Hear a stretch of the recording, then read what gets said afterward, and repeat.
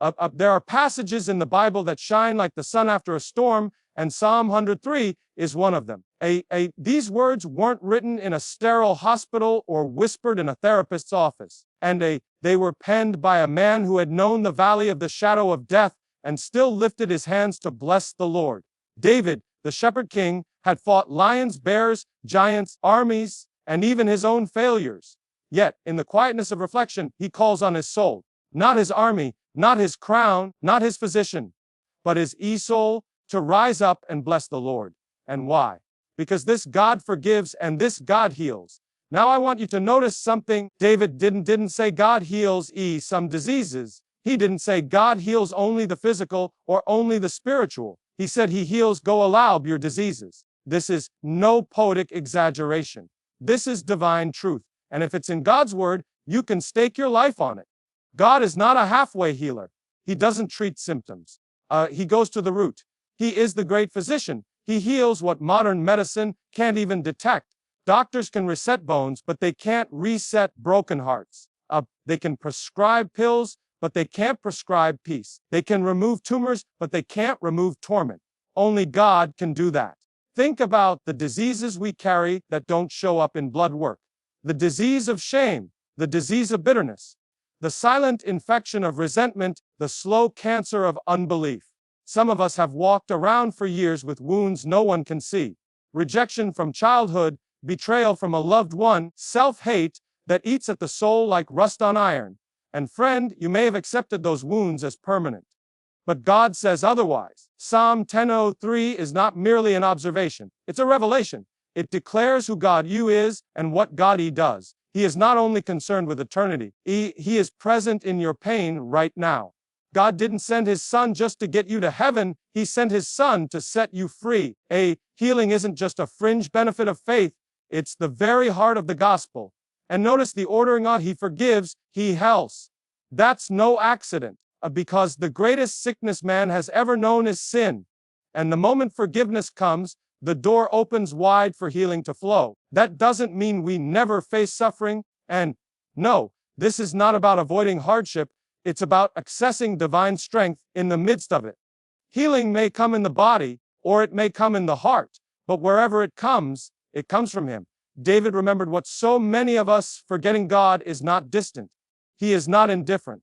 He's not limited by diagnosis, not held back prognosis, and He's certainly not confined by what human hands can or cannot do. When you call on Him, or when you bless His name from the depths of your soul, He responds. And when He moves, disease, in every form, must bow. There are wounds that never bleed. There are hurts that never show up in a mirror. There are fractures of the heart so deep, no human hand can reach them. And yet the Word of God declares, with unshakable certainty, He heals the brokenhearted. This is not a metaphor. This is not a warm sentiment. This is the eternal promise of a God who sees what others miss and touches what no one else can. We live in a world full of broken hearts. You don't have to walk far to find one. Some people are walking around today with smiles on their faces and shattered souls inside. A mother who buried her child. A man whose wife walked away after decades of marriage. A young woman trying to survive the trauma of abuse. A teenager caught in the grip of rejection. All of them different. All of them broken. And too often, all of them invisible. Doctors can stitch flesh, but they cannot mend hearts. Psychologists can listen, but they cannot lift the crushing weight of sorrow. Friends may offer comfort, but they cannot fill the void left behind by grief, betrayal, or regret. The heart, once broken, becomes a sacred place of silence and secrecy.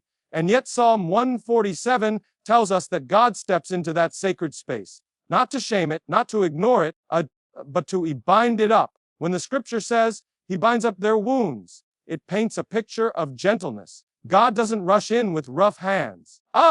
He doesn't condemn the pain. He doesn't grow impatient with your sorrow. No, He leans down like a loving father, like a careful physician, and He begins to wrap those wounds in His mercy. Slowly, faithfully. That's how He heals. And the beauty of this verse is that it does not qualify you who the brokenhearted are. It doesn't say He heals the righteous only. It doesn't say He binds the wounds of those who have it all together.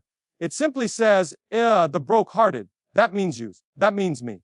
That means the outcast, the addicted, the ashamed, the grieving. It means those who can't sleep at night and those who cry behind closed doors. This promise is wide enough for all. You see, and the heart is where our deepest battles are fought. It's where doubt takes root, the fear breeds. It's where loneliness screams the loudest. But it is also the place God longs to dwell, not in the sanitized versions of ourselves, not in our polished prayers or performance, but in the raw, aching chambers of our inner life, where we're most honest, most vulnerable, most in need. The world may overlook the brokenhearted, but God does not. He keeps count of every tear. He leans into every groan. He knows when your heart breaks, and He never wastes that pain.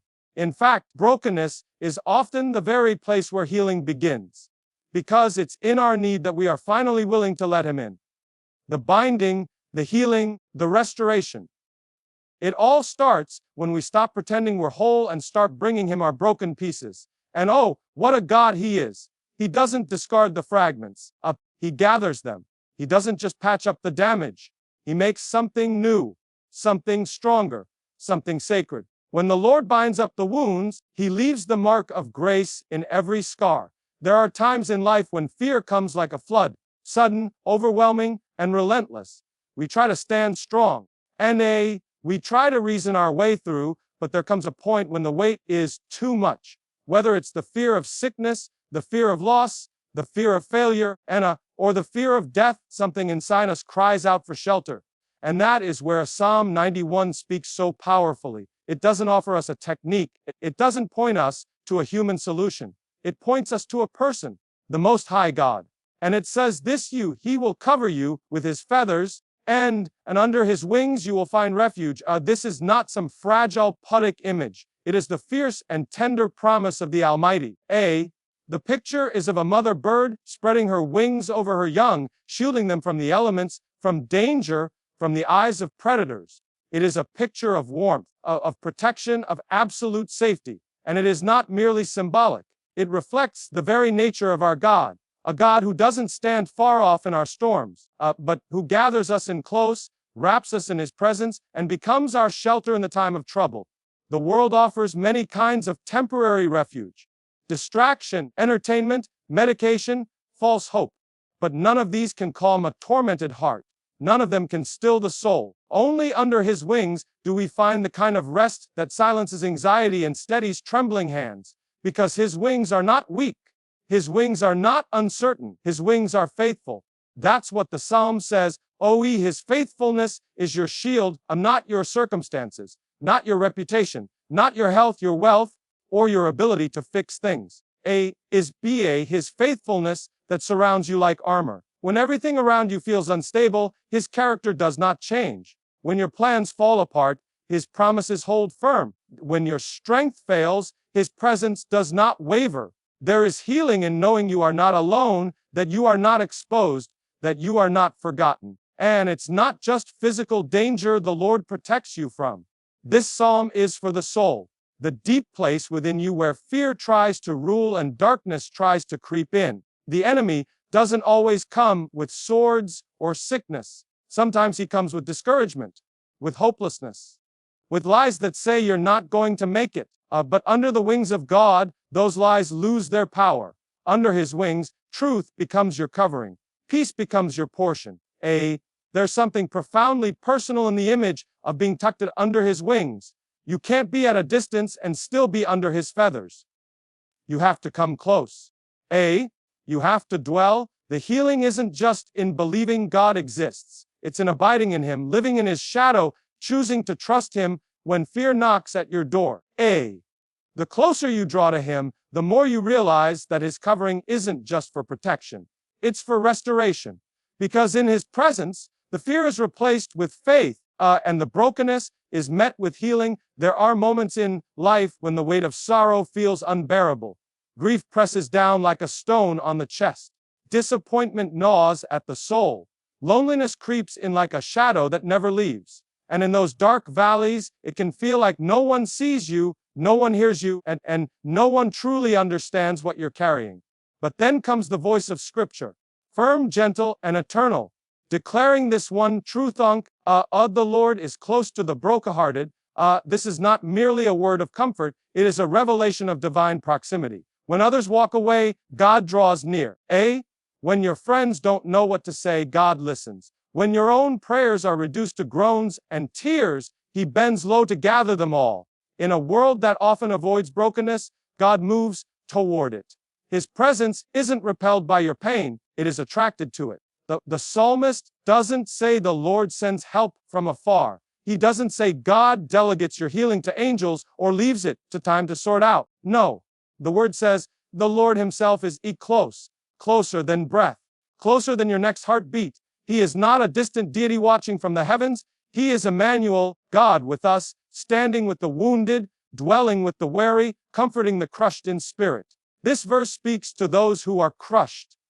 Not inconvenienced, not slightly discouraged, but you crushed. That word paints the image of something that has been pressed beyond its limit, shattered into fragments. It's the kind of pain that takes your voice, the kind of sorrow that clouds your vision, the kind of weariness that leaves you unable to get out of bed in the morning.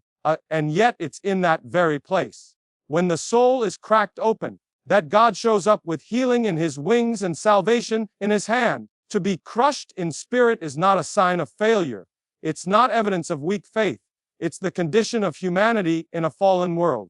Even the strongest hearts can break. Even the most devoted believers can be brought low. David, the very author of this psalm, was no stranger to anguish. He ran from enemies, wept over betrayal, mourned the death of children, and wrestled with guilt.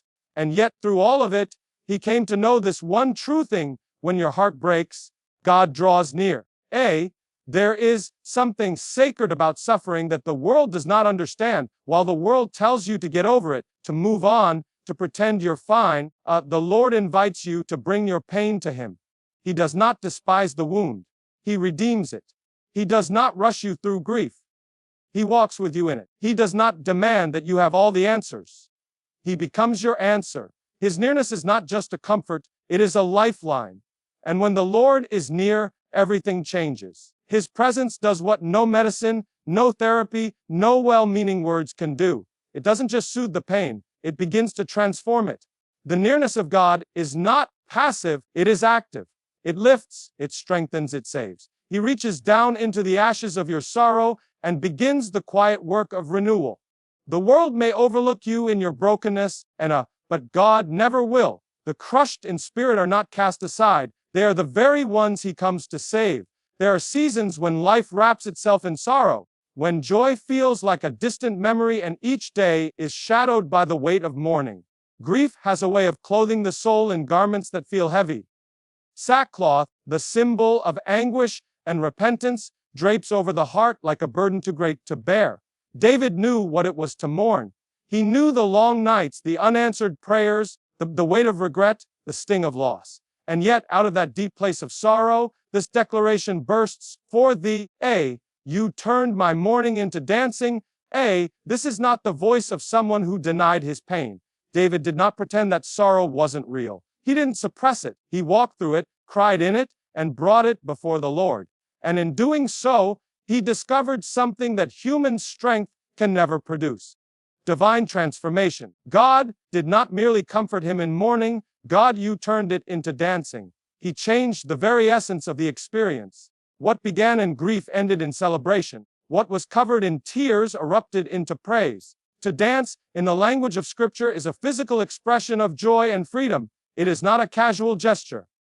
It is an overflow. Is the outward evidence that the soul has been set free from the grip of despair. But dancing does not come from trying harder to be happy. And it comes from an encounter with the God who breaks chains, who lifts burdens, who breathes life into places long thought dead. Only God take what the enemy meant for destruction and turn it into a testimony of joy.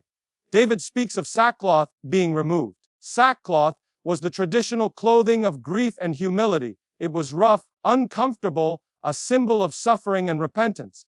But God does not leave His people dressed in sorrow. He removes the sackcloth.